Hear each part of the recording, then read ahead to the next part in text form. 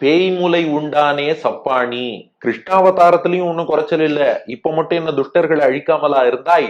பேய் பூத்தனைங்கிற பேச்சு வந்தாளே, விஷப்பால் ஊட்ட வந்தாளே, அந்த பேய் முலை உண்டானே, அவளுடைய மார்பகத்தில் உள்ள விஷப்பாலோடு சேர்த்து அவ உயிரையும் சேர்த்து விழுங்கி உண்டானே, உண்டு முடித்தாய் அல்லவா, மொத்தமா சாப்பிட்டு முடிச்சு பூதனைக்கு மோட்சம் கொடுத்த இல்லையா? அப்படிப்பட்ட கிருஷ்ணா, அந்த நரசிம்மன் தான் இந்த கிருஷ்ணன். எதை வச்சு உணர்த்தினானா, நரசிம்மர் இரணியனை எப்படி அனாயாசமா முடிச்சாரோ அதே மாதிரி அனாயாசமா கிருஷ்ணன் பூத்தனை அழிச்சுட்டான், அசால்ட்டா பண்ணிட்டான். நரசிம்மருக்கு இரணியனை அழிப்பதுல ஏதாவது கஷ்டமானா?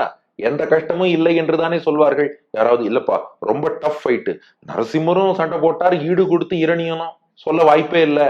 அது போலத்தான் இத்துணூண்டு கிருஷ்ணன். அவ்வளவு பெரிய பூத்தனை வந்தா சும்மா நரசிம்மர் இரணியன் அடிச்ச மாதிரி பேய்முலை உண்டானே சப்பாணி, அந்த பூத்தனையை அடிச்சு விழுங்கினாயே, அப்படிப்பட்ட நீ இந்த சப்பாணி கொட்ட மாட்டாயா? அடியார்களுக்காக இதை செய்ய மாட்டாயா?